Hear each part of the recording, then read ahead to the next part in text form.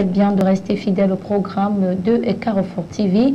Alors nous sommes une fois de plus au rendez-vous avec un autre maître dans notre émission La vie des maîtres, bien sûr, qui prend les rênes chez vous tous les jeudis lorsqu'il est 21h. Alors ce soir encore, nous avons décidé, parce que nous avons retrouvé en cet homme beaucoup de choses que nous devons partager ensemble avec vous, nos téléspectateurs. Donc nous allons recevoir un maître qui est déjà passé sur ce plateau. Je vous retrouve.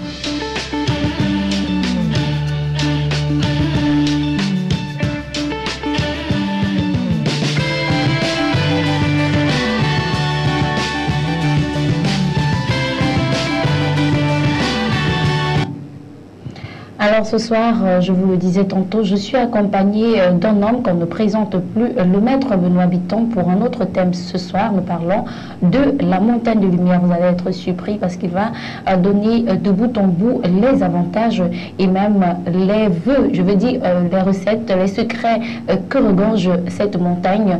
Donc avec elle, on peut faire beaucoup de choses. Bonsoir maître. Bonsoir à vous, bonsoir à vous. Laetitia Ketcha, bonsoir à toutes et à tous, et très heureux d'être encore là une fois de plus sur le plateau de La vie des maîtres. Oui, certainement, ils sont surpris que vous soyez encore une fois de plus dans ce programme, mais c'est parce que vous êtes un maître et un digne même de ce nom. Alors, on voudrait savoir exactement, c'est quoi un bombok? Un bombok, c'est qui? C'est un guide spirituel, c'est un serviteur des hommes, c'est un humaniste, c'est celui qui produit et qui fixe la conscience, c'est celui qui traduit la production que faisaient nos ancêtres et la reproduction qui doit perpétuer la tradition. Parce que la tradition, c'est un trait continu.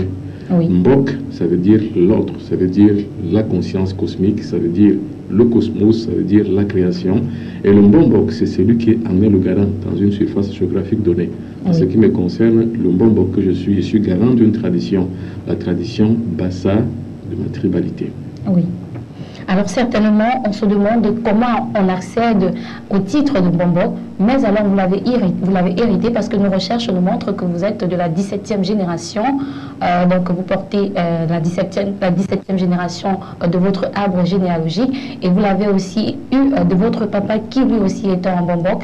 Mais alors nous vous avons suivi, donc l'équipe de rédaction de cette émission a dû trouver quelque chose qui concerne justement l'initiation du Bombok. C'est qui le maître que nous avons sur ce plateau?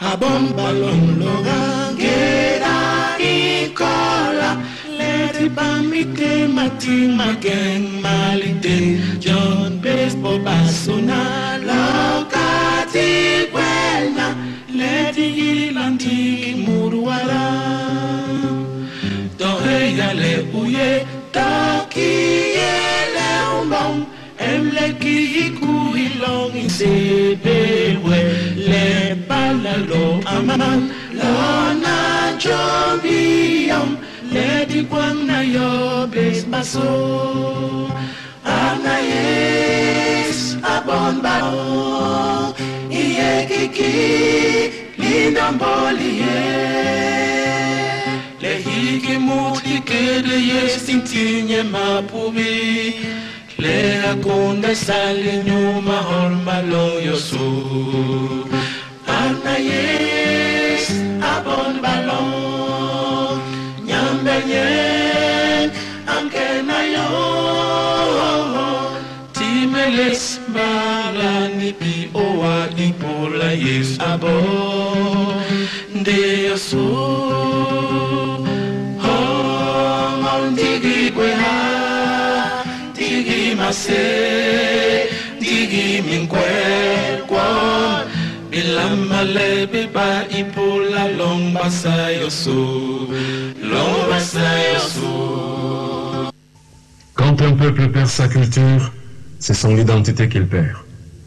Mais quand un individu se retrouve dans la grande vallée des connaissances ancestrales, qui constitue l'ensemble de ses valeurs traditionnelles, alors il en passe de se savoir comme un individu entièrement à part, avec ses différences, avec ses particularités, avec ses vicissitudes et même avec ses valeurs intrinsèques. Au compter des 3000 autres cultures existantes dans le monde, s'identifier à sa propre culture Voilà le but de cette émission, qui consiste à remonter le temps, à recoudre le voile initiatique déchiré par les mouvances exogènes, la mondialisation, l'impérialisme, la colonisation, la traite des Noirs. Remonter le temps, recoudre le voile initiatique, voilà le but de cette émission, jusqu'aux sources traditionnelles de notre patrimoine culturel matériel et matériel. Le Bombok Benoît Bitton est Bassa de la tribu de la grotte sacrée Ngorli-Touba. Il est descendant d'une famille de guérisseurs herboristes pratiquant le Mbok Maboui, l'une des multiples branches de la médecine traditionnelle chez les Bassa. Il hérite cette initiation de son père, Bega Bissoron Bibi Yinda Bitton, grand maître des arts mystiques et spirituels de la circonscription Souré Singorben. À la maturité, le jeune Benoît Bitton s'investit à la succession de son père qui l'encourage. Celui-ci décède en 1994 et 10 ans plus tard, Benoît Bitton, de retour de l'Europe, plus précisément de la France en 2005, prend le sacre traditionnel pour devenir le Bombok Bitton Bibega Bissoron de la 17e génération de sa lignée généalogique à partir de l'Iboué, l'Issa de Ngorli-Touba. En 2010, 5 ans plus tard, il organise le plus grand podium de productivité musicale des artistes originaires de l'ère géographique Ngorli-Touba.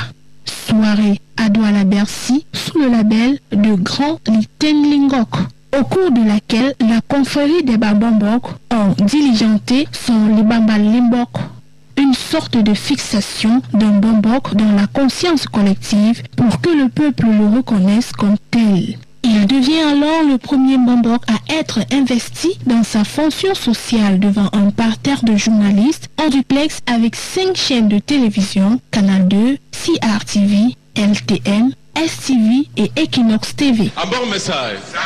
Tomi Bura, Aina Wakengi, the Sabea, the Hana, the Korba, Berban Corbis, Bon, Balitin Lingok, in Nova, Dun Walk, the song me hanging. Din Kopsai Sadbok, Sankumba Jabe man. Ni noge mpedaye di sayap mi to mi bon be ngom sona ni baken be bo basona ban lo un sebla unu di sayabo a helolom atarbe a di yak mama be a akunjek ndak ni noge no ala longe ayen longe din ko ndek nye longe no ala biba ber yeng be nye de ngwe hel nye noga to we man ayi haman sang nin te be borle iye ne kengi men bagmu ni gra men so hana na no me yi hanye mo a ni noga mais habenoa bito naba sans kumbanje njabe man din kono be bo basona mase din kono kinya mase din yi hanye ye nangu ye nekengi ni sebel mtobi bon wes pasampo bati malima boran bolom le tenje tabe ten tirigi ni naba ye le ten sang le teli yi, le teli bot, teli kunde.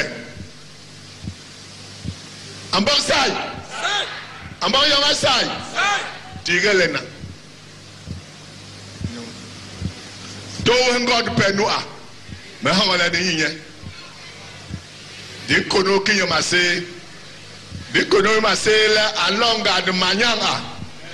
Alam kake, hala nundangwe ha. Ne gwe na hala John menkena be hob ni bisu din sayable kora din kay lolom anko bisay de gwe mi to ngwes mi bon mi yemu ni paso wi para ankon ki ma sey mi bombo ko mi to na no din tuwa hob kale porok ndela la por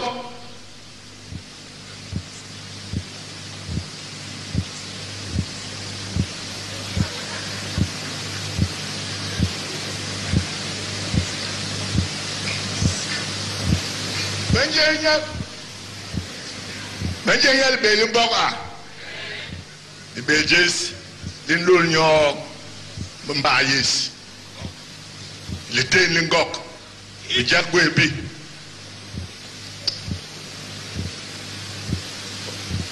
Oh, alanita.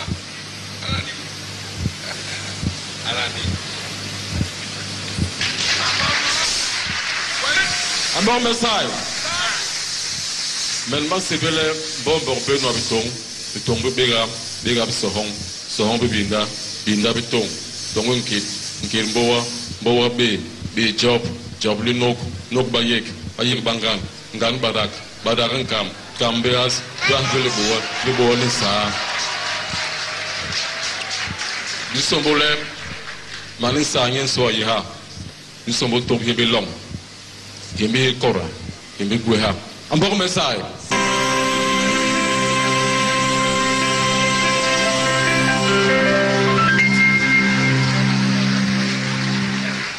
Bien, mesdames et messieurs, Mbambok Benobiton va être installé, comme il était dit, par Mbambok Mbouk.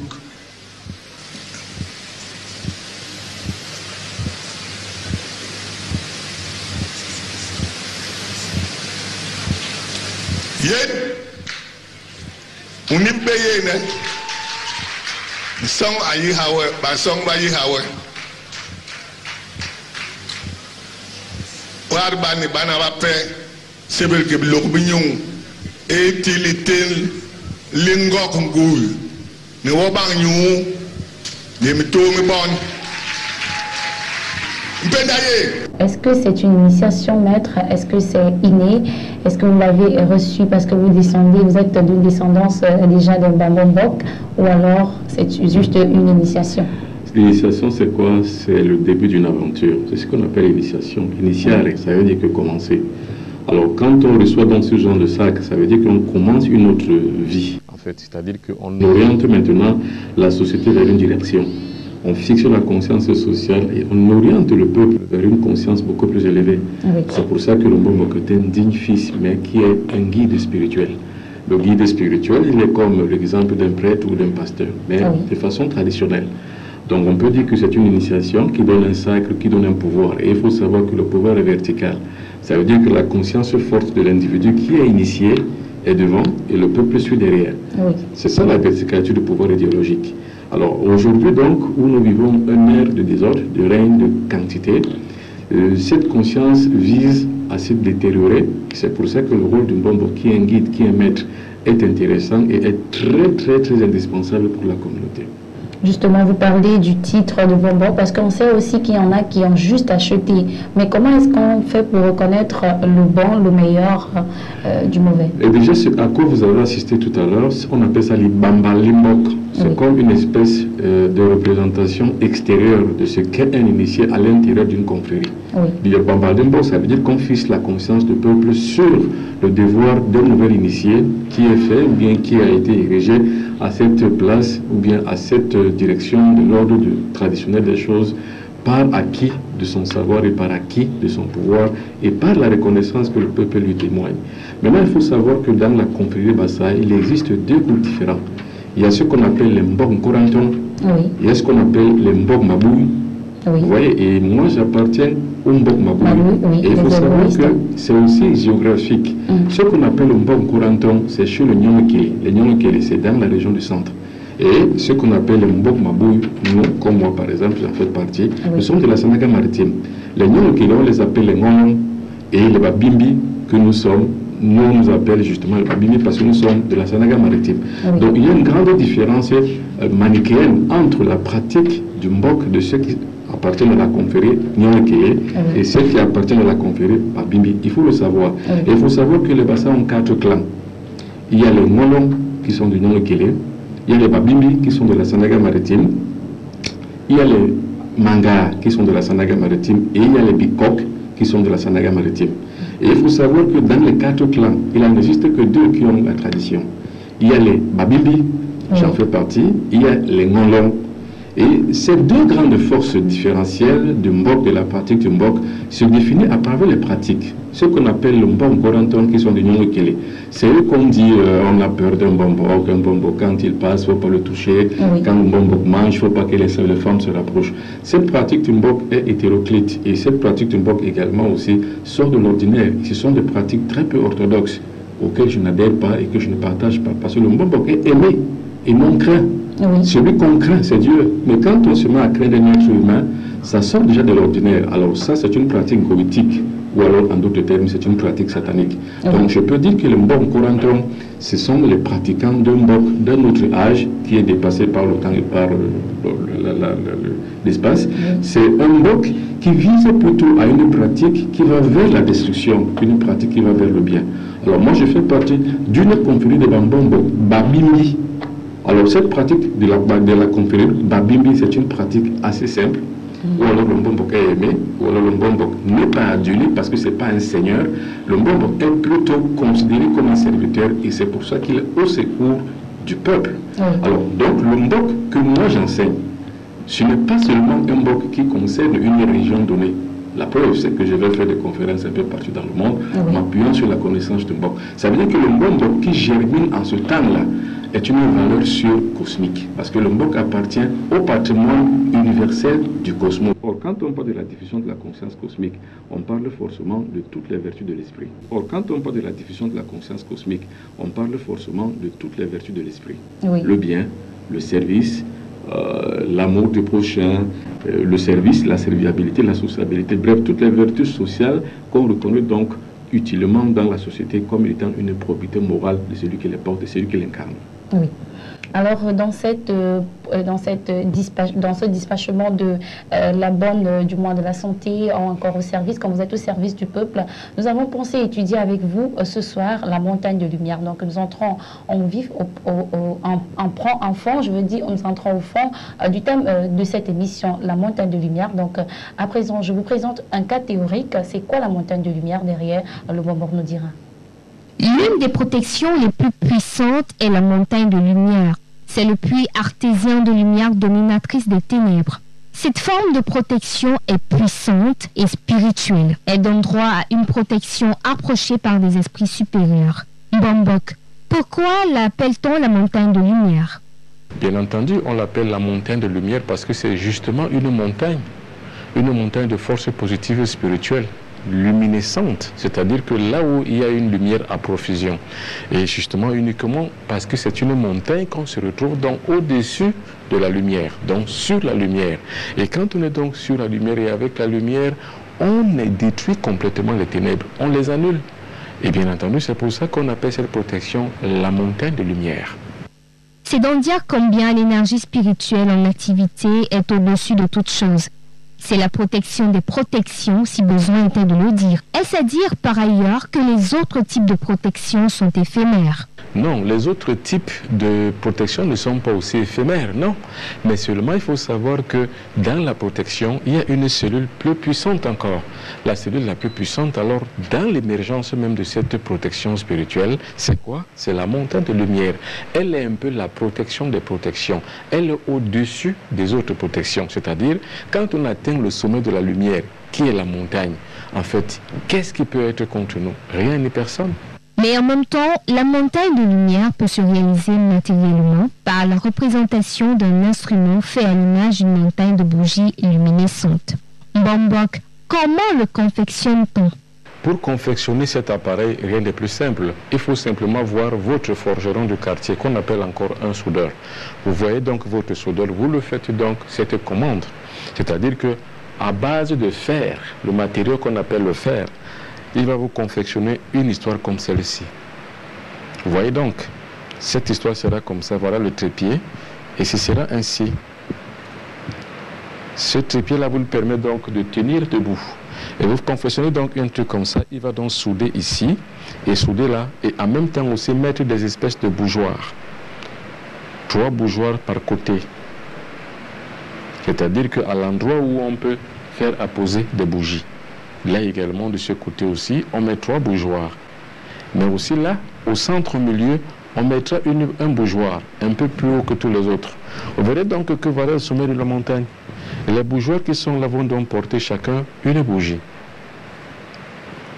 Voilà. Vous avez donc ainsi fait la montagne de lumière.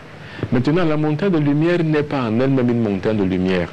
En soi, ce n'est pas véritablement une montagne de lumière, mais c'est simplement un instrument qui symbolise la lumière et qui symbolise qu'on a atteint un état spirituel qui permet qu'on soit au sommet. Et au sommet d'une montagne de lumière, ça veut dire simplement qu'on est arrivé hors de portée d'atteinte des forces du mal, c'est tout. Maintenant, comment donc faire, comment pratiquer cette protection-là? Il faut simplement pratiquer cette protection tous les jours. Avant de dormir la nuit, vous allumez donc cet instrument, vous allumez les bougies qui y sont opposées. Et quand vous allumez donc les bougies, vous vous tenez ici, debout droit, c'est-à-dire que là, vous regardez donc cet appareil debout. Vous regardez cet appareil en face de vous. Vous fermez les yeux et vous méditez. Vous méditez que au fur et à mesure, vous atteignez le sommet. Au fur et à mesure que vous gravissez les échelons, c'est-à-dire que vous gravissez par le travail spirituel quotidien, vous gravissez, vous montez, vous êtes en train d'évoluer.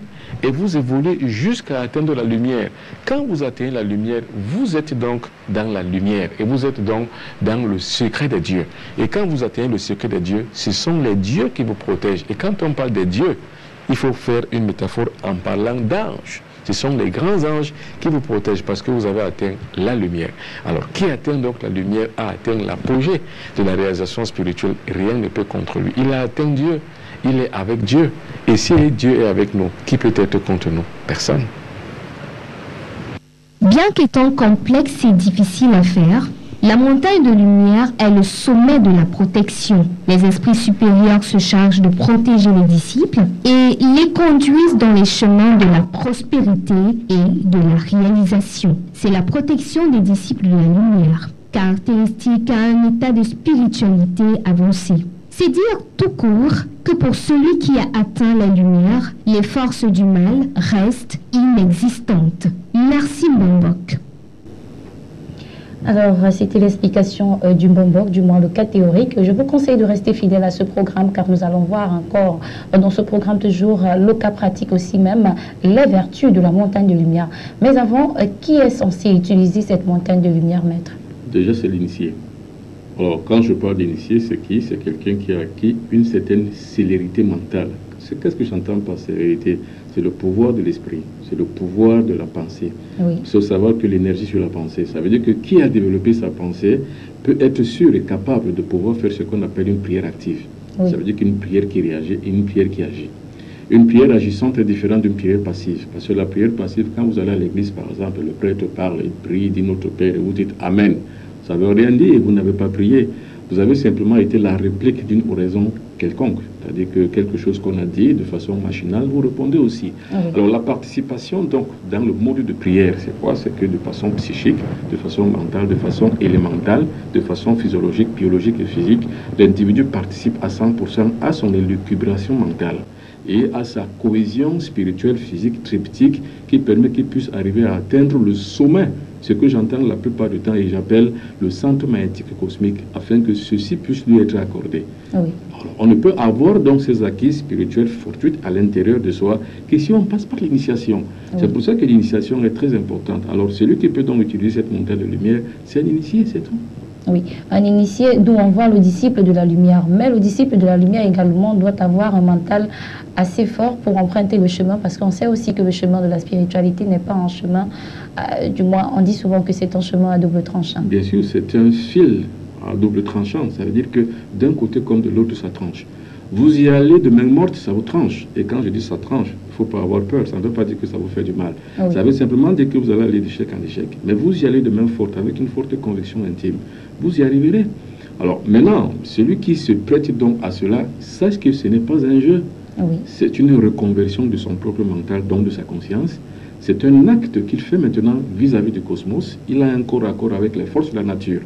Il devrait donc avoir une forme de suprématie sur les forces de la nature. Parce qu'en fait, les forces de la nature ne sont pas faites pour être simplement utilisées comme ça. Oui. Les forces de la nature sont faites pour être utilisées par les hommes. Elles sont au service de l'être humain.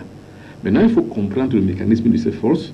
Il faut en connaître également aussi toutes les ascendances il faut savoir aussi toutes les hiérarchies qui composent ces forces de la nature.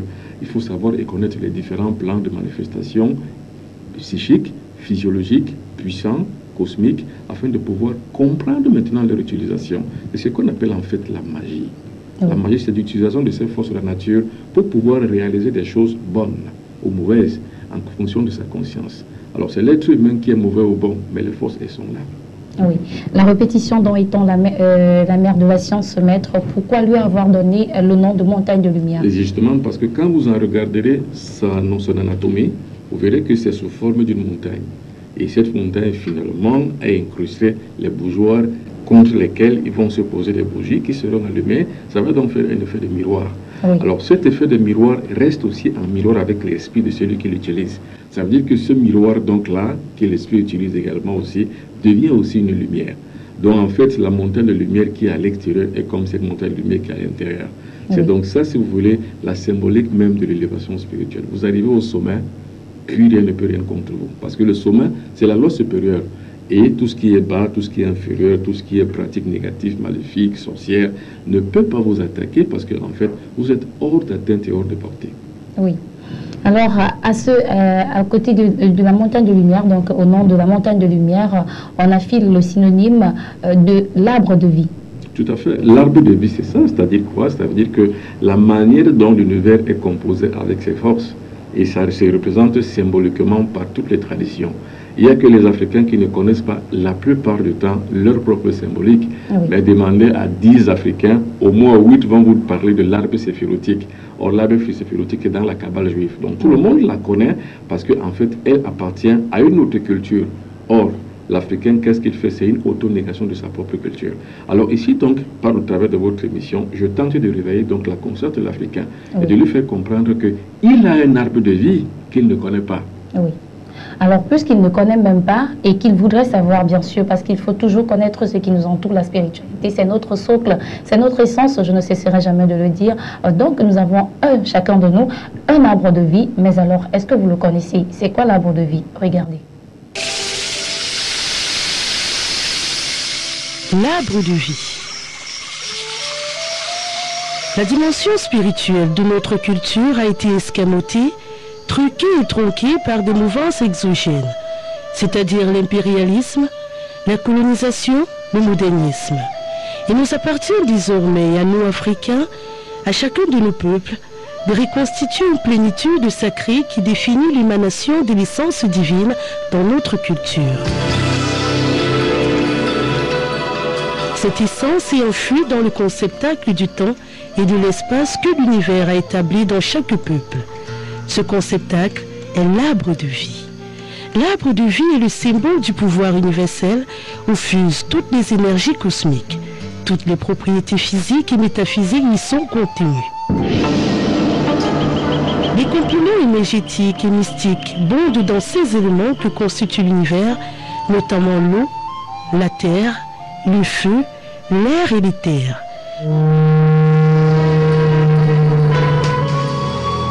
Pour le cas d'espèce, nous avons reconstitué notre puzzle initiatique à travers notre arbre de vie que voici. Un arbre de vie qui constitue l'ensemble de notre patrimoine culturel, matériel et immatériel. Entre autres, l'on a la tête qui représente la conscience universelle. Le livre de vie qui définit les 5 éléments de l'univers. La clé qui symbolise la conscience et le tronc autour duquel est levé le serpent antique, symbole de la connaissance du bien et du mal. Bien sûr, la base qui représente l'équilibre sur lequel se fonde l'équilibre lui-même.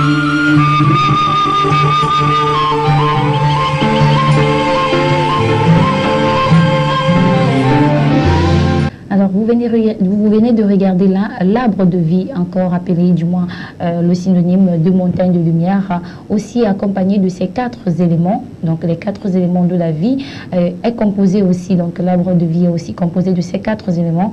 Alors, maître, à quoi peut servir justement l'arbre de vie dans la vie d'un disciple? Déjà, il faut savoir que c'est l'arbre de vie des Bassards, oui. Donc du Mbok Bassar. beaucoup de Mbombok qui se disent Mbombok d'ailleurs, qui sont sur Facebook, sur les réseaux sociaux, qui font gober les gens et qui font mentir les gens, et qui également vendent des illusions aux gens, ne savent pas ces choses. Parce qu'il faut savoir qu'il y a une division manichéenne entre les Mbombok. La première division, c'est quoi? C'est qu'il y a des Mbombok poétiques qui le sont simplement pour une différence extérieure, montrer le matu vu. Parce qu'ils se mettent des appareils traditionnels avec un chapeau sur la tête et avec un bâton comme celui-ci, un chache-mousse. Et finalement, ils se font appeler, par exemple, un Mbombok. Et ils culbutent les femmes des gens, ils arnaquent les gens, ils acceptent des présents uniquement parce que c'est un pouvoir qui leur est conféré. Parce qu'on dit la plupart du temps qu'un Mbombok, on doit le respecter. Les gens ont besoin de respect dans cette vie. Alors que non, le Mbombok ne veut pas du respect. Le Mbombok veut simplement avoir une certaine qualité morale, un enseignant de façon académique qui institue une conscience. C'est tout. Alors, donc, ça veut dire que la deuxième division donc, des Mbombok, les vrais, ce sont ceux qui connaissent. Parce qu'en fait, si le savoir permet de pouvoir se développer sur le plan physique, sur le plan moral, mental et spirituel, qu'est-ce qu'il faut? C'est la connaissance. Parce que si le savoir est bien, la connaissance est mieux. Donc, en fait, le guide, c'est un maître. Le Mbombok, c'est un maître qui doit instituer donc, le savoir. Mais pour pouvoir maintenant instituer cette connaissance, il faut déjà l'avoir. Donc la plupart de ces gens qui racontent des choses, qui racontent les rues sur les réseaux sociaux, n'en savent rien du tout. Donc il faut savoir recalibrer la société et la conscience africaine. De savoir qu'il faut se requalifier eux-mêmes et de pouvoir se réorienter vers leur propre direction. Parce qu'on ne peut pas se développer en dehors du cadre spirituel. Il n'y a que la spiritualité qui fait débloquer toute instance de blocage qui permet qu'un individu ne puisse pas réussir. Ça veut dire que le point de développement central numéro 1, c'est la spiritualité. L'Occident s'est développé avec le christianisme. L'Orient, c'est-à-dire que quand on va en Orient, on va trouver par exemple les Juifs. Les Juifs se sont élevés et puis développés avec le judaïsme. Aujourd'hui, les Arabes, l'Iran, en son temps, la Libye et en son temps également aussi d'autres pays, l'Irak, se sont développés avec l'islam. Les Africains ne peuvent pas se développer sans connaître leur compartiment spirituel intrinsèque. La valeur intrinsèque numéro 1 d'un peuple, c'est son arbre de vie. Il faut déjà le connaître. Une fois on a connu son arbre de vie, finalement, on découvre la spiritualité. Et une fois on a compris que la spiritualité a des valeurs cosmiques qu'il faut simplement mettre en application sur le plan visible, visuel et pratique, on arrive au développement. C'est comme ça justement que les Asiatiques sont en train de faire avec le bouddhisme, le confucianisme, l'hindouisme. C'est à travers les recherches des grands maîtres cosmiques, hindouistes, confucianistes, bouddhistes, que les applications sur le plan théorique et pratique arrivent. Ça veut dire que s'il n'y a pas les découvertes sur le plan cosmique, les théories sont vaines. Ces découvertes donc là permettent qu'avec l'essor scientifique des savants de cette contrée, on arrive donc à les applications qui vont permettre à créer une surface de productivité qui va permettre qu'on puisse arriver au développement. Oui, donc vous le disiez, maître, ça varie d'une tribu à une autre, donc chacun devrait rechercher et connaître son arbre de vie selon son appartenance. Ben, tout à fait, c'est ça. Mais maintenant, justement, c'est ça qu'on appelle l'initiation. L'initiation, c'est quoi? C'est d'apprendre les vestiges, et c'est de comprendre ces vestiges, et c'est de pouvoir les transmettre. Alors, celui qui les comprend, qui les apprend et qui les transmet, on l'appelle qui? Dans ma tribalité, on l'appelle un Mbombok. Et celui-là n'est pas un seigneur devant lequel ou bien devant qui on apporte des présents. Non, c'est un serviteur. Si on pouvait rentrer dans la lexicographique peut-être religieuse, permettez-moi, ce n'est pas le cas. Jésus, c'était qui? On pourrait dire que Jésus, c'était un Mbombok. Ça veut dire quoi? Ça veut dire que c'est quelqu'un qui enseignait ses disciples, mais qui n'était pas du tout leur maître en tant que dans le sens humain du terme, mais qui était leur serviteur. Donc le Mbombok, c'est celui qui institue donc une connaissance, qui l'apporte donc au vu, au sus et au connu de tout le monde, afin que le peuple puisse se suivre. C'est pour ça que je dis que le Mbombok incarne la verticalité du pouvoir idéologique. Parce que le pouvoir idéologique, c'est quoi? C'est que devant, il y a un éclairé, et derrière le peuple qui suit, afin de pouvoir s'instituer pour le bien-être physique, pour le bien-être social, et pour le bien-être dans le développement commun. Et c'est comme ça que justement, un peuple s'arroge dans ses connaissances. Donc tous les peuples, chaque tribu, à sa conscience, à sa connaissance, à son arbre de vie. La mienne, dans la tribalité Bassa, c'est celle-là. C'est un service que je rends même à d'autres Mbombok qui ne connaissent pas ces choses. Et à quoi sert donc cet arbre de vie? Est-ce que c'est pour lire notre futur, notre présent ou alors notre passé? Déjà, c'est pour comprendre le mouvement des énergies cosmiques. Parce qu'il faut savoir que les énergies cosmiques, comme je l'ai dit, sont à notre portée. Sont là pour nous supplier, ils sont là pour nous apporter une aide. Comme dit, dites par exemple à un occidental que quel est son auxiliaire de vie? Mais c'est sa technologie. Nous, les Africains, quel est notre auxiliaire de vie? C'est-à-dire que qu'est-ce qui nous concentre, qu'est-ce qui nous permet de nous développer, de nous vivre? Mais c'est la conscience cosmique. C'est l'univers cosmique avec ses pouvoirs. Mais maintenant, il faut comprendre quels sont les mécanismes, quels sont les rayonnements et quelles sont les directions, vers quoi et sur quoi, sur qui s'appuyer, ou alors sur quelle branche dans cet arbre de vie faut-il s'appuyer pour ceci ou pour cela. Oui. Par exemple, pour toutes les questions du fondement qui posent notre vie, ou alors que posent dans notre vie, nous avons la solution avec un arbre de vie. Donc, quand on connaît l'arbre de vie, on a la solution de son problème. Il faut seulement savoir comment aller dans l'arbre de vie, comment l'utiliser et quelle branche il faut pour résoudre, par exemple, les questions liées au mariage, les questions liées, par exemple, au voyage, les questions liées contre les accidents, les questions liées à la santé, les questions liées au bien-être, les questions liées à l'évolution, les questions liées à la détection des valeurs, donc des recherches scientifiques qui permettent qu'on puisse arriver à trouver ce qu'il faut pour pouvoir développer la société. Oui, alors nous y arriverons, maître. Nous allons démontrer aux uns et aux autres de quel côté se placer ou encore quelle est la branche, quelle est la tige à tenir quand vous voulez réaliser un ou un autre vœu. Donc je vous conseille juste de rester fidèle. Mais à présent, je vous conseille aussi de regarder cet élément parce que la montagne de lumière aussi, nous avons regardé déjà le cas théorique, mais le cas pratique avec le maître Benoît Bitton, comment on l'utilise. Regardez. Bon, allez, vous l'encerclez, vous la lumière. Circule. Alors ici, maintenant, commence la grande nuit de délivrance. On commence à délivrer ce jeune homme qui est envoûté, qui a de mauvais esprits dans son corps. Et vous regardez donc la position de notre montagne de lumière. Cette position de montagne de lumière, nous sommes face à l'est. Et à l'est, justement, c'est la lumière qui s'élève de l'autre côté. Et comme nous avons dit, ce n'est pas un exorcisme chrétien. Ça n'a rien à voir avec une église, ça n'a rien à voir avec une mosquée. Ça a tout à voir avec une spiritualité africaine, c'est tout. C'est comme ça que les ancêtres faisaient ici. C'est comme ça que nous aussi on fait. Bon, regardez bien la position de notre montagne de lumière. Ça veut dire qu'il y a 6 bougies, dont 3 bougies de chaque plan. Et au centre, il y a une bougie centrale. Cette bougie est différente des autres bougies. Il faut dire que la bougie qui est centrale est la bougie de pouvoir, de puissance.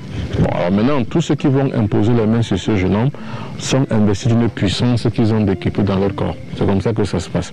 Alors, ne concevez pas toujours pour Afrique, pour spiritualité africaine, tout ce qui est barbare comme sacrifice animaux que nous retrouvons, que nous n'acceptons pas et que nous déconseillons à tout le monde de faire. Nous vous déconseillons d'utiliser les sacrifices animaux pour toute application spirituelle que vous faites. Nous vous demandons simplement d'appliquer la spiritualité saine, simple, celle qui est puissante, celle qui sort de votre pouvoir intérieur. C'est pour ça que ce soir, nous avons vu ce qu'on appelle le décuplement des énergies intérieures, la force vitale intérieure qu'on décuple en tant que puissance et qui sera donc utilisée en tant que pouvoir à l'extérieur pour qu'elle soit comme une forme d'énergie cinétique, c'est-à-dire qu'une énergie en mouvement qui donne le pouvoir à son utilisateur. C'est le principe qui est simple, c'est tout principe simple à utiliser en spiritualité. Il faut savoir que la spiritualité repose sur la simplicité, la sympathie à distance et puis l'utilisation du credo intérieur qui est l'amour du prochain. C'est grâce à cet amour du prochain qu'on arrive à réaliser des prouesses sur le plan spirituel. Alors, vous allez donc maintenant imposer les mains sur son corps, sur sa tête, imposez-le les mains. Et la thématique est simple, c'est que je suis à distance et je dirige la séance, c'est tout. Alors vous allez donc prendre ceci comme exemple patent. C'est-à-dire que c'est en toute expérience que l'on arrive à réaliser des prouesses spirituelles. C'est-à-dire que je vous fais vivre l'expérience, vous qui regardez cette vidéo, vous vivez donc l'expérience et vous faites pareil. Parce qu'il faut savoir qu'au 3e millénaire, on dit ce qu'on fait, on démontre ce qu'on fait et ce qu'on dit aussi. Parce qu'au 3e millénaire, tout ce qu'on dit qui n'est pas démontré est faux. Tout ce qui est compliqué est faux. Mais tout ce qui est lumière est su, connu par tout le monde. Tout ce qu'on cache dans les temples, comme le font les rosicruciens et les francs-maçons, est faux et satanique. Nous retrouvons donc toutes ces pratiques occidentales parce qu'elles sont d'une autre langue, de notre nature, et d'une fin format qui n'a rien à voir avec la spiritualité. Les francs-maçons ne connaissent rien en pratique mystique et spirituelle. Les rosicruciens non plus ne connaissent rien du tout. Alors non, ne leur faites pas confiance et surtout n'ayez pas peur d'eux, ils ne sont pas forts. La seule chose qu'ils ont, c'est qu'ils ont le pouvoir matériel, c'est-à-dire ils ont les armes, ils ont tous les pouvoirs de pression possibles pour vous arnaquer, pour vous détruire et pour escroquer votre spiritualité. Mais le seul pouvoir qui va, c'est le pouvoir mystique et ils n'ont pas ça. Donc, ce que vous faites là ce soir, c'est un pouvoir spirituel mystique. Et ce pouvoir mystique et spirituel est un pouvoir de guérison, est un pouvoir de prospérité, est un pouvoir de réalisation sur le plan matériel. Parce qu'il faut savoir que la spiritualité se fonde sur deux principes. Il y a le principe de la spiritualisation du corps qui permet qu'un individu puisse découvrir son pouvoir et sa puissance intérieure. Et l'utilisation de cette puissance par le pouvoir ambiant qui permet qu'un individu puisse atteindre ce qu'on appelle l'aisance de la vie matérielle. Alors, ici maintenant, on ne dit rien, c'est la puissance qui est en action, c'est cette puissance-là qui va extirper les forces maléfiques qui est dans ce gars. Il faut donc un envoûtement patent, et il arrive toujours la plupart du temps à être, c'est-à-dire qu'à avoir un certain nombre de choses qui lui arrivent dans son corps, de perdre même souvent la raison, de perdre souvent la tête, d'être ailleurs et d'être perdu. Donc il lui arrive d'avoir des trans. Ici maintenant on va le délivrer. Alors vous allez donc vous concentrer les gars, et c'est votre puissance qui va sur le plan de son corps, c'est votre puissance qui va extirper toutes les forces maléfiques qu'elle va trouver dans son corps, quelle qu'elle soit, d'où qu'elle vienne et quelle que soit leur nature. Alors, le principe de cet instrument est simple.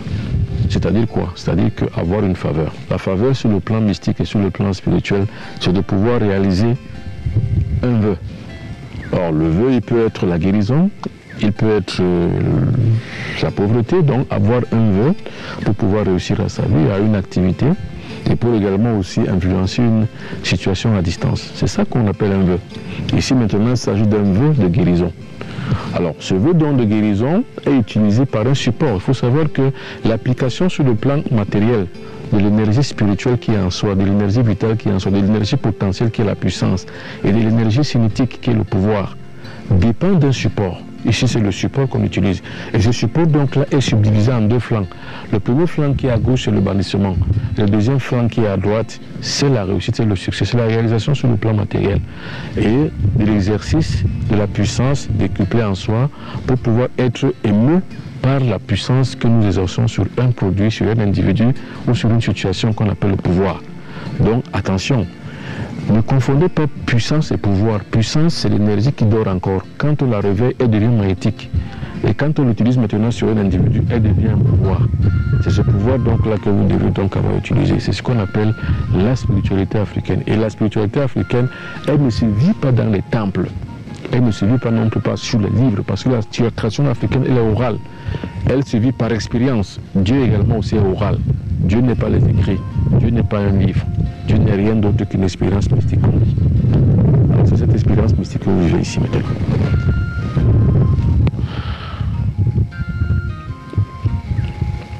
Alors, inspirez profondément.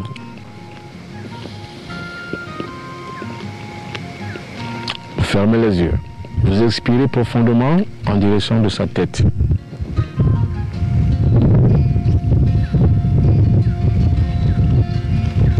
Votre pouvoir en définitif doit brûler tout ce qui est dans son corps. Inspirez encore profondément.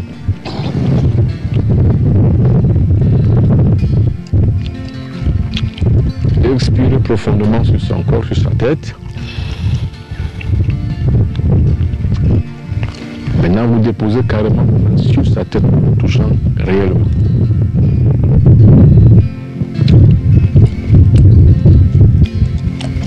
Inspirez. Expirez.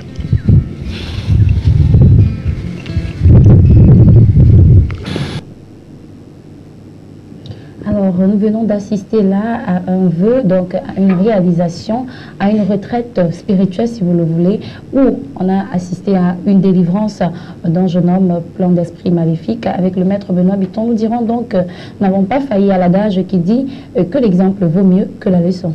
Tout à fait. Et là, il faut rappeler que je suis à la source traditionnelle. Je suis là à Ngorlitouba. Oui. Et Ngorlitouba, c'est le centre névralgique des forces et des pouvoirs de la tribu Bassa. Et il faut savoir que c'est comme ça que les ancêtres faisaient à ces lieux-là. Alors, comme je vous ai dit, le Mbombo, c'est celui qui perpétue la tradition. Ce n'est pas celui qui met des habits d'apparat contre lequel on a peur, sur qui on doit donner des présents, et sur qui on doit faire adulation, respect et puis obéissance. Non. Le Mbombo, c'est celui qui montre Il démontre, il montre comment ça s'est passé dans le passé, afin qu'aucun fil dans la traditionnalité et aucun fil dans la transmission de la connaissance et du savoir ne puisse se couper, ne puisse se perdre. C'est une courroie de transmission d'une génération à une autre. Dans la mienne, aujourd'hui, dans ma génération, je transmets pour que celle qui vient après moi soit toujours enveilleuse et soit toujours capable de réaliser et de refaire justement la ponte que les ancêtres faisaient. C'est ça un Mbambok en fait. Et pour cela, je me considère comme un humaniste, comme un serviteur, comme un professeur de sciences académiques de la tradition Bassa qu'on appelle le Mbok. Et c'est ce que je fais, non pas dans un amphi d'université, mais sur une chaîne de télévision. Oui. Alors, qui vous accompagne souvent, maître? Nous voyons beaucoup de personnes avec vous. Est-ce que ce sont seulement des initiés ou alors tout le monde peut prendre part à cette retraite spirituelle? Tout le monde peut prendre part à cette retraite spirituelle. Et il faut savoir qu'il n'y a pas que les Bassa qui doivent y aller. Et il faut traverser ça. Il faut dépasser cette conscience-là que la tradition du Ngorotouba appartient au Bassa. Il faut traverser ça. Parce qu'en fait, pourquoi l'Église gagne sur nous? Parce que l'Église n'a pas de barrière. Quand je dis barrière, ça veut dire que justement, si elle se donne le nom catholique, par exemple. Catholique, tout le monde y va. Protestant, tout le monde y va. Blanc, noir, rouge, jaune, vert. Si nous voulons également aussi que notre tradition soit reconnue comme telle, que nous soyons également aussi considérés comme des êtres humains pensants et qui ont également aussi des vertus du passé, donc qui ont une tradition, il faut qu'on ouvre les portes pour toutes les tribus. Moi, quand j'y vais, il y a les Bassa, il y a les Bamlékés, il y a les Bétis, il y a les Français, il y a les Angolais, il y a les Ivoiriens, il y a des gens qui viennent de partout qui assistent à cela. Maintenant, la délivrance, ça, ce sont les disciples de Benoît Bitton. Et quand je parle de disciples de Benoît Bitton, je ne parle pas de Bassa. De toute façon, dans la particularité de ceux à qui je donne l'enseignement, il n'y a même pas les Bassa. Il n'y a que les Bamlékés, il y a les Bétis, il y a les Sawa, et la plupart du temps même c'est les Bamlékés, parce qu'eux, ils comprennent ce qu'on appelle la tradition. Et les Bassa s'en foutent un peu, parce qu'en fait, pour eux, ils savent tout, alors qu'ils ne savent rien, ils ne connaissent rien. Et je les comprends, parce qu'ils ont été inféodés pour la plupart du temps par les églises qui leur ont fait comprendre que votre tradition c'est de l'idolâtrie, c'est de la tradition, c'est de la sorcellerie. Et comme ils n'ont rien compris à cela, finalement ils ne s'intéressent même pas. Ils s'intéressent que pour du beurre. Donc en ce qui me concerne, je pense que je suis au centre d'un carrefour d'incertitude. Faut-il que je reste moi-même? Dans ce cas-là, je fais ce qu'on appelle un repli identitaire. Faut-il que je m'ouvre au monde? Mais dans ce cas-là, je serai considéré comme un être humain. Parce qu'aujourd'hui, justement, tout a évolué. L'être humain, ce n'est pas celui qu'on considère dans sa chambre et qui porte des pantoufles uniquement comme habit. L'être humain, c'est celui qui sait s'exprimer à travers sa valeur intrinsèque. C'est ce que moi je fais. Et c'est la démonstrance que je fais pour que ceux qui me regardent, ceux qui me suivent, ceux qui croient en moi, voient que si je le fais, c'est parce qu'eux aussi peuvent le faire et ils doivent le faire. C'est un exemple que je montre. Alors, pour être même disciple, pour choisir le chemin, il faut avoir aussi des habitudes, je veux dire, de faire. Donc, il faut se sacrifier aussi. Alors, quel est le reflet de l'habitude ou encore le reflet du disciple de la lumière? Non, tout est au niveau de la conscience. L'être humain s'émeut, se pratique, s'extériorise et agit par la conscience. Dis-moi ce que tu penses, je te dirai que tu es. Dit l'adage, ça veut dire que tout ce que vous faites démontre que vous êtes. Alors, si donc maintenant vous avez une habitude à penser qui est toute loi inférieure, donc toute maléfique. Je disais ça tout à l'heure, là, les gens et les uns et les autres peuvent penser que c'est une insulte, une n'importe aucune insulte. Je disais, les Mbambok Corenton, ceux qui pratiquent le mal, ceux contre lesquels on a peur, ceux qui, quand ils passent, les gens s'agenouillent, les gens se mettent comme ça, ceux qui ont peur de les embrasser ou de s'asseoir et manger avec eux, c'est des satanistes. Ça veut dire que ce n'est pas des gens qui ont une conscience qui s'élève, c'est une conscience qui est inférieure, donc qui va vers le bas. C'est une conscience évoluante. La conscience évoluante voudrait quoi? Qu'on élève sa conscience et qu'on atteigne ce qu'on appelle la kasha. C'est-à-dire que le son le plus haut qui permet qu'on puisse s'inspirer d'une conscience cosmique, qui permet qu'on puisse éveiller et élever la conscience. Alors maintenant, celui qui atteint donc la grande conscience a atteint la loi supérieure. Il est donc investi de lumière, investi de probité morale, probité mentale, orienté vers le bien, donc orienté vers le développement de la société plutôt que l'inverse. Alors sur le plan anthropologique, un tel être et un tel individu devient un serviteur de l'humanité et un humaniste. Ça veut dire que c'est quelqu'un qui crée la vie. Parce qu'un grand maître zen disait, il ne faut pas avoir peur de celui qui court vers le bonheur, mais il faut aider et aimer celui qui crée le bonheur. En fait, le spirituel crée l'environnement spirituel pour ceux qui le suivent et pour ceux qui sont avec lui. Ou alors pour ceux qui ne l'aiment même pas, mais qui écoutent au moins, mais qui peuvent également aussi être inspirés. Mais c'est ça un maître. Le maître, c'est celui qui est capable d'éveiller la conscience et de réveiller la conscience du peuple, pour ne pas dire d'un individu. Or, si moi, le Mbambok Bitton, j'arrive à le faire et que les gens me suivent, et que les gens m'écoutent et que les gens viennent derrière moi, mais justement, ça veut dire que je fais exactement ce que veut la loi. Et pour cela, je me félicite. Alors bravo à vous, maître. Nous vous félicitons aussi. Nous aimons bien vos recommandations au cours desquelles aussi vous demandez souvent à vos disciples de protéger l'aura. Et protéger l'aura aussi, c'est passer par une sexualité sacrée. Oui, la sexualité sacrée, c'est quoi? C'est le fait d'utiliser les énergies intérieures du corps pour élever la conscience, pour développer la conscience. Vous savez qu'est-ce qui fait voler et donner l'impulsion à un avion? Le carburant le plus subtil qu'on appelle l'hydrogène. Or, notre énergie sexuelle, notre sément, c'est de l'hydrogène. Oui. Ça veut dire que c'est une énergie très subtile que le corps puisse produire, qui va donc permettre d'impulser la conscience, d'élever la conscience vers le haut. Si on était dans une lexicographique religieuse et chrétienne, je prendrais donc le mot « renaître d'en haut ». Oui. Ça veut dire que ce que Jésus dit, il faut renaître d'en haut, mais c'est ça. Sauf que les chrétiens n'en savent rien, ils ne connaissent, ils ne comprennent même pas. Parce que ceux qui leur apprennent ces choses, la plupart d'entre eux ne connaissent, ils ne savent rien. Se lever et se renaître d'en haut, ça veut dire quoi? Ça veut dire que tourner la conscience vers le haut. Or, la seule énergie que le corps produit qui tourne la conscience vers le haut, c'est notre énergie sexuelle. Oui. Donc, la sexualité sacrée indique quoi? Indique une pratique sexuelle qui permet qu'un individu n'arrive pas à la jouissance, donc au plaisir, oui, mais utilise cette énergie spirituelle pour pouvoir arriver à ce qu'on pourrait appeler la félicité. La félicité, c'est l'état le plus haut de l'extase mystique qui permet que la conscience se lève et oriente vers le haut. Oui. Orienté donc vers la renaissance d'en haut, comme disait Jésus. Oui. C'est ça qui permet qu'on devienne donc un vrai Mbombok. Oui. La plupart des Mbombok ne savent pas ces choses. La seule chose qu'ils savent, c'est de culbuter les femmes du village, c'est-à-dire que passer pour des, et le matu vu, avec des tenues d'apparat, et justement faire peur aux gens. Mais non, je vous dis ici, vous qui êtes dans la contrée des Bassa, ou alors la contrée de tous, si vous rencontrez un Mbombok qui vous fait peur, c'est un sataniste. Si vous rencontrez un Mbombok qui ne rigole pas avec vous, alors qui vous prend peut-être pour quelqu'un d'un autre camp, alors ce n'est pas un vrai Mbombok. Si vous avez peur d'un Mbombok, dites-vous que vous n'êtes pas en présence d'un maître. Le Mbombok, c'est qui? C'est celui qui élève la conscience. Oui. Donc c'est celui qui se fait adopter. C'est celui qu'on aime. C'est celui qui oriente la conscience du peuple vers le bonheur. C'est donc celui qui lui-même, il est heureux. Et tout ce qu'il est donc maintenant, c'est un produit de la nature, qui est donc conscienti uniquement pour le service pour les autres. Le Mbombok n'est pas un seigneur, oui, c'est un serviteur. Et on est un Mbombok à la naissance où on ne le deviendra jamais. D'accord.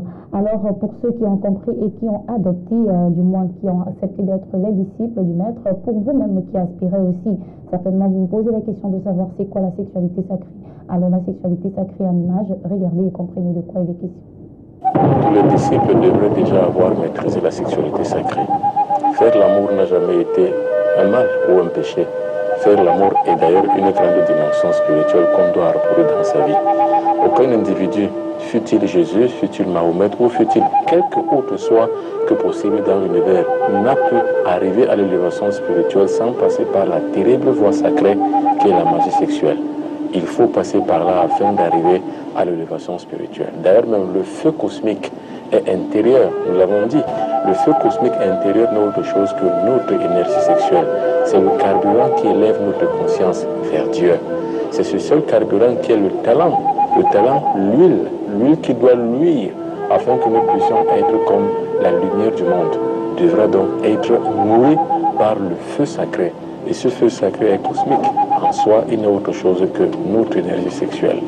Le premier grand rituel que nous devons faire, c'est celui-là. C'est ce qu'on appelle l'acte sacré, ou alors en d'autres termes, le culte d'action de grâce que nous devons faire à Dieu.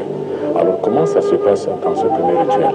Il faut déjà que vous ayez une copine brave, ou alors une femme brave, ou alors avoir une partenaire ou un partenaire qui soit capable de pouvoir vivre avec vous cette félicité sacrée. Parce que s'il faut jouir dans le sens physique du terme, mais dans le sens spirituel du terme, il ne faut pas jouir. Il faut atteindre la félicité.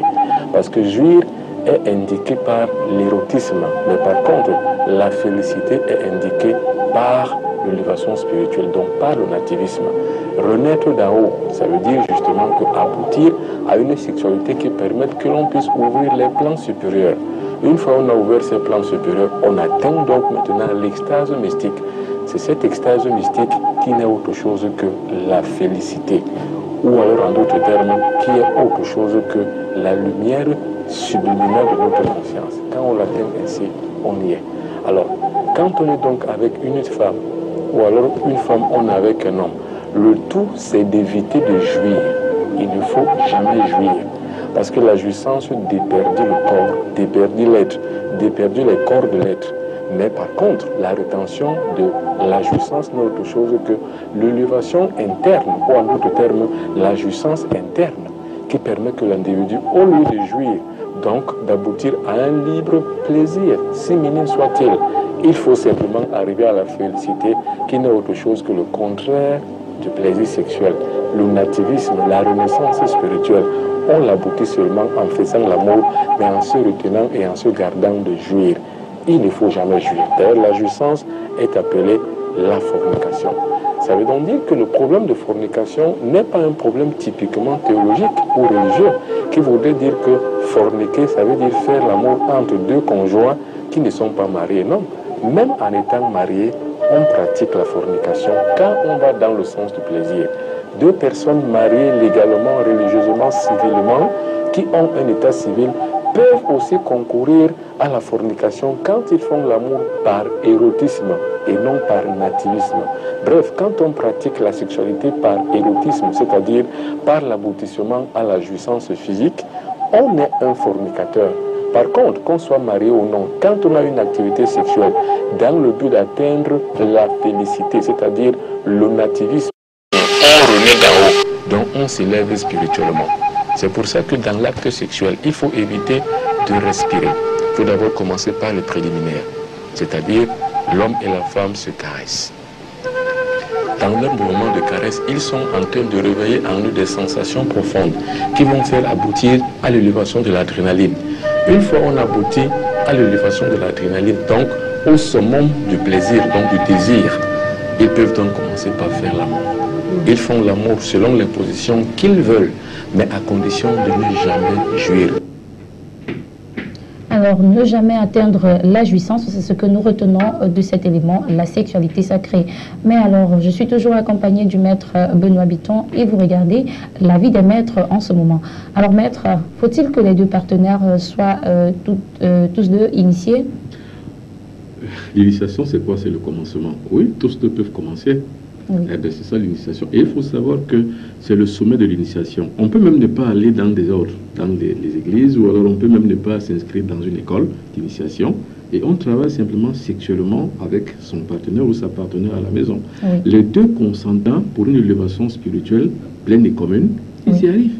Ça veut dire que c'est ça même l'initiation en fait. C'est la plus haute science. C'est-à-dire que la sexualité sacrée, c'est la plus haute science. Oui. Ici, comme il est question, il s'agit de s'élever. Aller à l'église, c'est quoi? C'est perdre du temps. C'est perdre du temps, c'est une perte du temps. Les gens consacrent toute leur vie entière à une église qui ne les sert à rien. Et c'est à eux maintenant qui sont maintenant puisés. Parce que la croix que vous voyez dans une église, c'est quoi? La croix, c'est un totem. Oui. Alors vous assistez donc à une cérémonie religieuse qui vous puise votre énergie. Vous priez pour quelqu'un que vous ne connaissez même pas. Vous adulez un Dieu humain que vous ne connaissez pas, mais qui lui se sert de vous. C'est une perte de temps énorme. Alors moi je dis aux Africains, n'y allez pas, parce que vous ne gagnerez rien, tout au contraire. Il y va de votre santé, il y va de votre énergie intérieure, et il y va surtout de votre porte-monnaie. Oui. Parce que combien de gens ont déjà dépensé pour les églises, et non pas pour les autres personnes, ni même leur propre famille, ni même leurs propres enfants. Combien de familles se sont disloquées? Et à l'échelle maintenant tribale, ou bien à l'échelle maintenant nationale, combien de pays aujourd'hui se sont divisés à cause des religions?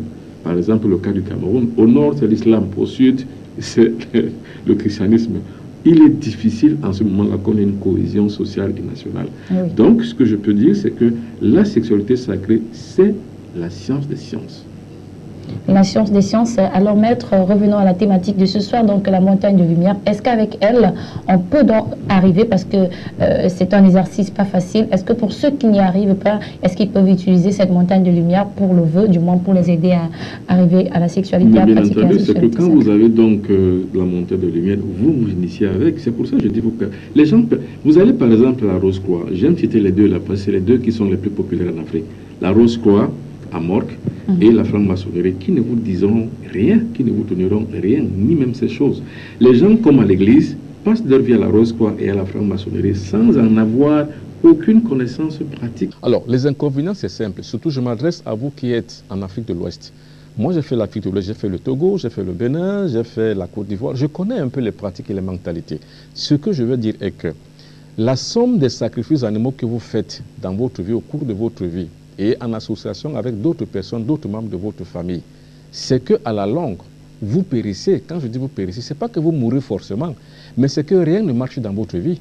C'est pour ça qu'il faut donc se délier de toutes ces pratiques. Et il faut savoir qu'aujourd'hui, nous sommes à l'ère où nous avons la transmission à passer. Donc, nous devons léguer les connaissances de passé vers nos disciples, qui sont nos enfants. Alors, en transmettant donc ces valeurs barbares aux enfants d'aujourd'hui, qui ne comprendraient pas ce que vous faites, qui, eux, ont des yeux rivés vers la télévision et vers les églises, ils comprendraient que finalement, vous, ce que les églises disent sur vous, c'est que vous faites des pratiques sataniques. Mais ils ont raison, parce que sacrifier un animal au fin de pouvoir aboutir à une faveur, c'est du satanisme. Et ne le faites jamais. Parce qu'en fait, en le faisant, vous êtes en train de vous condamner vous-même par votre propre karma que vous créez. Et l'animal, lui également aussi, viendra pour se venger. Et en se vengeant, donc, s'il trouve que vous avez déjà reçu de votre part toute la punition qu'il faut, il passera ça dans les gènes dans vos enfants. Donc, il faut savoir que le génotype de nos enfants est également aussi une question de connaissance publique, de savoir que nos enfants peuvent en souffrir. Donc, les amis, ne le faites jamais, ne sacrifiez pas les animaux au fin de pouvoir aboutir. Mais comme je ne peux pas que dénoncer, il faut que je vous montre une alternative. Et c'est ça qui manque aux Africains. Parce qu'on dit il y a des kémites, il y a des kamites ou des kémites, je ne sais pas comment on les appelle, qui se disent africains, plus africains que tout, qui pensent qu'il faut fermer les églises. Il faut fermer les églises et taper tous les prêtres, tous les pasteurs. Oui, mais je comprends ça. Mais avec quelle alternative? Il faut des alternatives. Donc, la spiritualité africaine, elle est non violente. Il ne faut pas frapper ni fermer les églises. Il faut simplement apporter des contre-vérités qui feront que les gens qui sont ajustés, supercherie, les Occidentaux ont compris la supercherie des églises. Or, les Africains ne l'ont pas encore comprise. Pourquoi? Parce que chez les Européens, chez les Occidentaux, il y a eu des alternatives. La Chine a compris la supercherie. Pourquoi? Parce qu'on a apporté une alternative. Mais les Africains également, pour que les églises se vident, il faut qu'ils apportent des alternatives. Moi, j'en propose une, la montagne de lumière. J'ai donc mis en place la montagne de lumière, qui est un instrument qui va vous permettre donc, en pratiquant et en réalisant, sur ce support-là, vous arriverez donc à avoir les faveurs exponentielles qui reflètent la loi qui voudrait que pour pouvoir réussir à une chose, il faut qu'elle soit précédée par la performance et par l'effort. Donc, je vous déconseille donc de procéder par le sacrifice des animaux pour pouvoir y arriver. Alors, sans plus tarder, je vais donc maintenant vous parler de cet instrument, parce que la montagne de lumière indique qu'on doit obtenir donc des faveurs. Donc on doit appliquer la loi de la prospérité. Et en appliquant donc la loi de la prospérité, celle-ci indique qu'il faut qu'il y ait la performance, l'effort, pour contrecarrer, être l'antithèse du péché capital qu'on appelle la paresse. Voilà donc une vue virtuelle de ce qu'on pourrait appeler la montagne de lumière. La montagne de lumière, c'est un support spirituel pour réaliser ses vœux. Puisque généralement, je vous ai déconseillé de réaliser des vœux en tuant les animaux, en les sacrifiant, puisque ça produit un karma. Et ce karma-là est descendant, c'est-à-dire que ça influence votre descendance jusqu'à la 14e génération. Alors, si vous ne faites donc pas ça pour vous, que vous évitez de faire des sacrifices animaux, évitez de les faire pour vos propres descendants. Parce qu'en fait, ils vont payer pour vous quand vous allez mourir.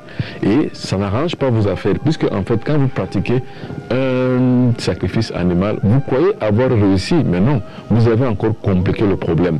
Et le problème ainsi compliqué ne vous apporte aucune solution finalement, parce que vous créez un problème à la place de notre problème. Autant donc mieux utiliser autre chose pour pouvoir réaliser votre vœu. Alors pour cela donc, pour vous faire donc cette alternative, je vous propose donc la montagne de lumière. Cela va épargner beaucoup de vie animale.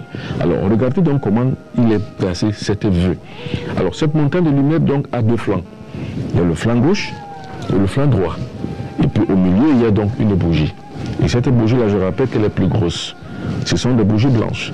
Regardez donc ici à gauche, c'est le flanc du bannissement. C'est-à-dire que le bannissement, ça veut dire quoi? Ça veut dire que vous annulez complètement vos malédictions, vos difficultés, vos vicissitudes et vos problèmes que vous rencontrez tous les jours, vos échecs la plupart du temps. Alors là, c'est le côté qui va bannir.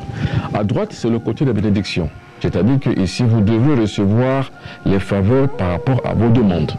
Et nous allons rapporter toujours que la demande doit être en adéquation avec la performance. Ça veut dire que vous ne devrez demander que des choses pour lesquelles vous avez produit des efforts, donc que vous méritez. Parce qu'ici, dans la réalisation des choses spirituelles, les supports spirituels ne se pratiquent pas, ne se réalisent pas et ne se réussissent pas dans la pratique des partisans de moindres efforts.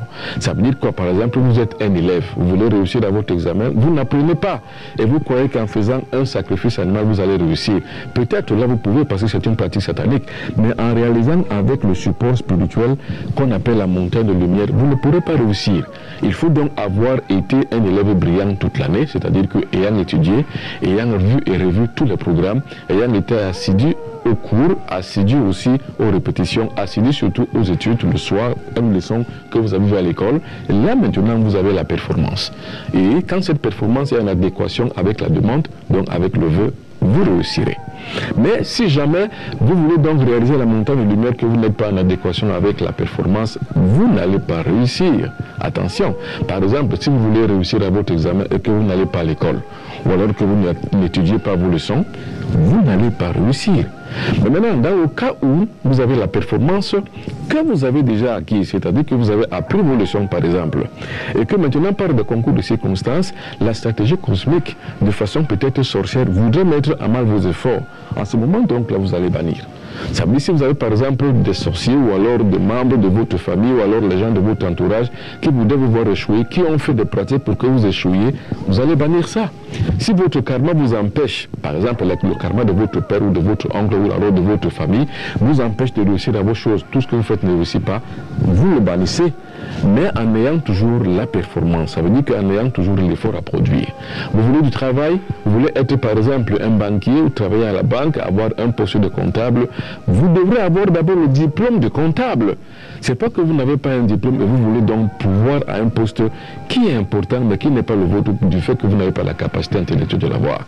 Donc, la demande doit toujours être en adéquation avec la performance.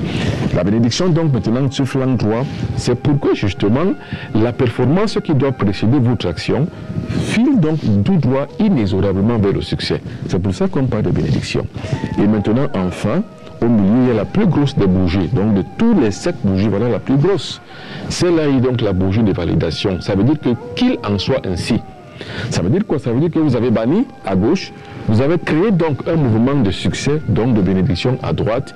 Maintenant, il faut valider ce que vous avez fait. Cette validation d'acquis va permettre donc que cette bougie ainsi allumée arrive à influencer le destin au moment où vous l'avez demandé par votre demande et par la réalisation de ce que vous méritez. Parce qu'il faut d'abord mériter avant de pouvoir le faire. Nous allons voir maintenant une vue réelle, dans la réalité. C'est quoi cette montagne de lumière? Regardez donc cette montagne de lumière dans sa vraie réalité. Vous devez comprendre qu'en toute spiritualité, c'est la simplicité qui précède tout. Vous avez un rituel qui est devant vous, qui est très compliqué, ne le faites pas. Si vous avez un rituel incompréhensible, même ne le faites pas. Un rituel qui est très complexe et très compliqué, ne le faites pas. Le rituel doit être donc assouvi par la simplicité spirituelle, parce que tout ce qui est spirituel ne relève pas de plan matériel, mais relève simplement d'un substrat de plan cosmique. Ce substrat de plan cosmique est symbolisé par un instrument. Ce sont des amens qui réussissent, c'est pas la peine. La montagne de lumière ne le fera pas. La montagne de lumière simplement briser toutes les barrières qui peuvent empêcher la réalisation d'une œuvre. Parce qu'il y a des gens performants et méritants, mais qui ne sont pas à la place où il faut. La montagne de lumière permet donc qu'il y ait réparation de cette injustice. Vous savez présenter une émission, vous avez le bon diplôme, mais vous n'avez pas un bon poste. C'est une injustice. Alors si vous utilisez donc maintenant la montagne de lumière pour désemparer, pour briser toutes les barrières qui bloquent que vous n'arrivez pas à réussir, ou bien que vous n'arrivez pas au bout de votre vœu, justement la montagne de lumière peut vous servir. Oui.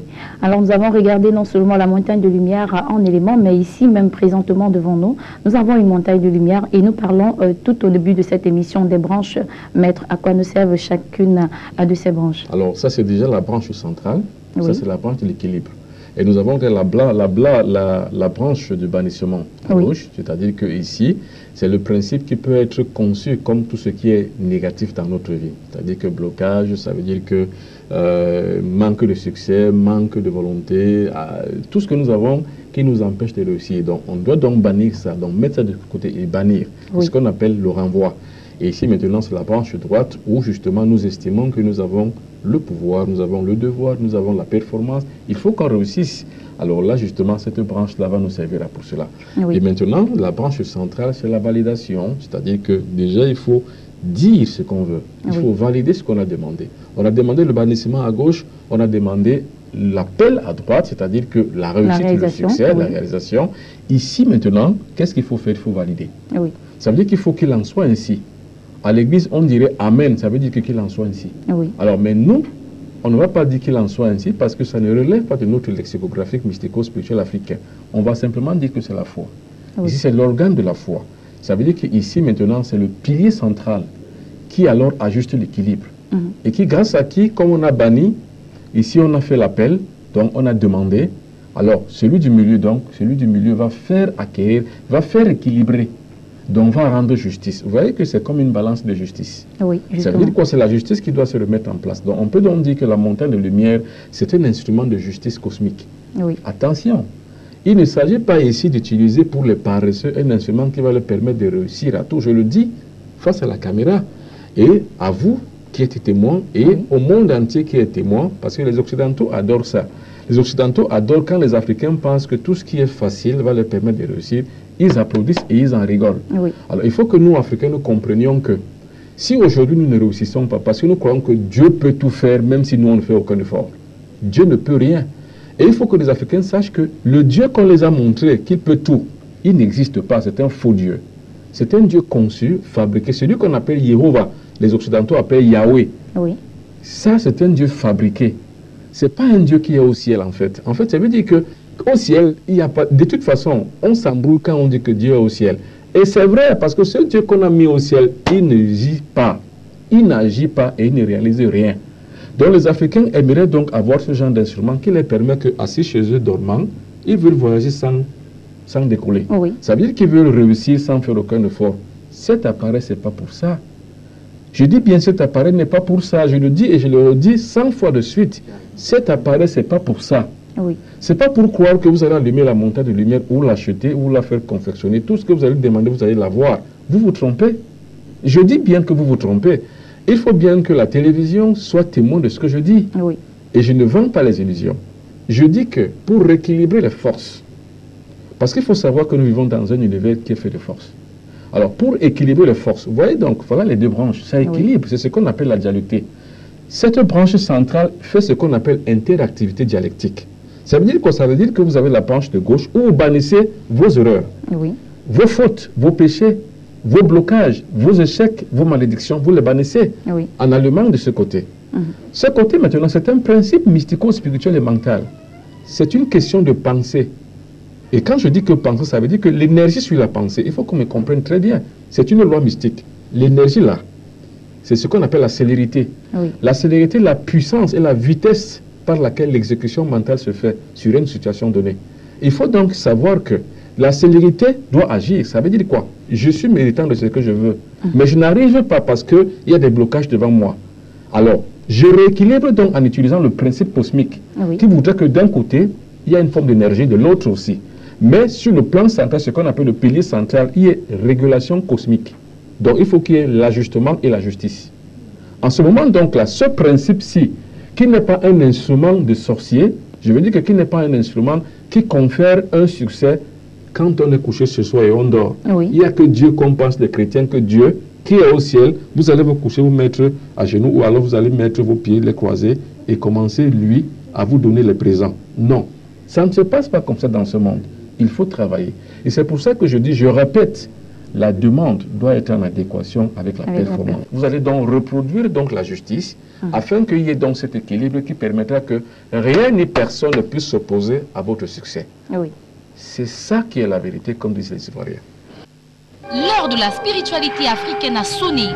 Fille de la lumière, fils de la lumière de la diaspora, le Bombok Benoît Bitton sera à Paris du 18 septembre au 16 octobre 2017 pour une série de stages initiatiques sur les codes mystiques de la montagne de lumière, sa confection, ses rituels sacrés ainsi que les formules de sa bénédiction. La montagne de lumière, comment la voir? Quels sont les rituels qui sont liés à elle et comment les faire? Comment la bénir et la consacrer? Stage initiatique du Bombok Benoît Bitton à Paris du 18 septembre au 16 octobre 2017. Infoline 00237 677 71 61 36 697 06 20 91. Réservation WhatsApp 0033 760 57 65 72. Adresse mail benoît.bitton@gmail.com. Africaine, Africain de la diaspora, nostalgique de la tradition ancestrale, le Mbombok Benoît Bitton sera à Paris du 18 septembre au 16 octobre. Toutes et vous tous, de l'autre côté qui avez soif de connaissances africaines, voici une occasion en or. Rencontrez le Mbombok Benoît Bitton à Paris du 18 septembre au 16 octobre 2017 pour une série de conférences et stages initiatiques, contacts et réservations 00237. Nous sommes véritablement à la fin de cette émission, mais je vous rappelle encore, si vous souhaitez avoir la montagne de lumière qui vous permettra de réaliser tous vos vœux, donc même ceux qui sont imaginables, mais bien sûr, comme le maître l'a toujours dit, il faudrait que vos vœux soient en adéquation avec vous-même. Alors si vous souhaitez l'avoir, comment la commander? Vous faites uniquement le 677 71 61 36. Alors maître, nous sortons finalement de cette émission. Qu'est-ce que nous retenons en gros de la montagne de lumière? Ce qu'on peut retenir, c'est qu'il est temps aujourd'hui que nous commencions à utiliser les applications mystiques afin de parvenir au développement de l'Afrique. Et il n'y a pas que la montagne de lumière, il y a beaucoup d'autres applications mystiques et que nous devons donc explorer dans le plan conscient et sur le plan cosmique. Alors donc dans la Kasha, il y a beaucoup d'Africains qui y vont, qui vont chercher des vestiges, comme les Occidentaux y vont. Comment on trouve le laser? C'est parce qu'un occidental s'est projeté dans la Kasha et qui a pu donc avoir dans le laser, l'existence du laser dans le cosmos. Et c'est donc ainsi qu'il a donc eu justement ce laser. Il est arrivé à la portée de la conscience publique à pouvoir révolutionner toutes les pratiques et tous les us et coutumes des êtres humains de l'humanité tout entière. C'est donc d'utilité publique, c'est les grands initiés. Or, il faut savoir que dans le Mbok, comme dans l'église, comme à l'hôpital, il y a beaucoup de charlatans. Il y a des gens qui ne devraient pas être là parce qu'en fait, il y a des gens qui sont là uniquement pour commettre des crimes de lèse-majesté. C'est une imposture. Et c'est ce que nous rencontrons aujourd'hui malheureusement en Afrique, où alors il y a beaucoup de quantité, mais peu de qualité. Donc, c'est ce qu'on peut retenir au sortir de cette émission. Aujourd'hui, il faut être sérieux. Bien entendu, c'est pour ça que je vais tout le temps à Paris, et je vais tout le temps en Afrique de l'Ouest, en Afrique centrale, en Afrique du Sud. Bref, je vais partout pour pouvoir apporter l'enseignement. Alors, le bâton de pèlerinage, c'est le Mbombok. Le Mbombok, c'est quelqu'un qui a le bâton de pèlerinage. Le Mbombok, c'est pas quelqu'un qui est assis. Je le rappelle, je le dis, je le répète, parce qu'aujourd'hui, ça fait beaucoup de quantité, ça fait beaucoup de bruit, ce qu'on appelle Mbombok. C'est tout le monde qui l'est aujourd'hui, mais sauf qu'il y a des Mbombok qui ne portent que des pantoufles. Ça veut dire qu'ils ne restent que dans leur chambre, sans faire aucun geste, aucun effort pour pouvoir enseigner le public, parce qu'eux-mêmes n'en savent rien, puisqu'ils n'en ont pas cherché, et puisqu'ils se sont fait initier ou bien adouber, parce qu'ils ont donné de l'argent. Et la plupart des gens le font. Alors, je rappelle donc, et ça c'est très important que je le dise, il y a une bonne division dans les confréries du Mbombok. Le Mbok qu'on pratique dans l'Union Ekili, là-bas on achète, on donne l'argent, on vous le donne, parce que c'est un pouvoir qu'on vous confère de faire du mal. Par contre, le Mbok qu'on fait dans la Sandaga maritime, chez les Babimbi, on ne vous donne pas le Mbok parce que vous avez donné de l'argent. Là-bas, justement, on vous confère simplement par une simple bénédiction que parler au peuple. Alors, c'est nous qui vous remercions encore, maître, pour ces enseignements et aussi pour l'éveil spirituel dont vous êtes toujours au combat chaque jour. Merci à vous également, amis téléspectateurs, d'être restés fidèles comme ça pendant ces heures, ces minutes que vous avez passées avec nous. Donc, vous faites bien parce que vous avez compris l'essence même. Vous avez compris que l'Africain, du moins que l'Afrique entière, doit se relever, doit forcément se réveiller, mais en passant par sa spiritualité.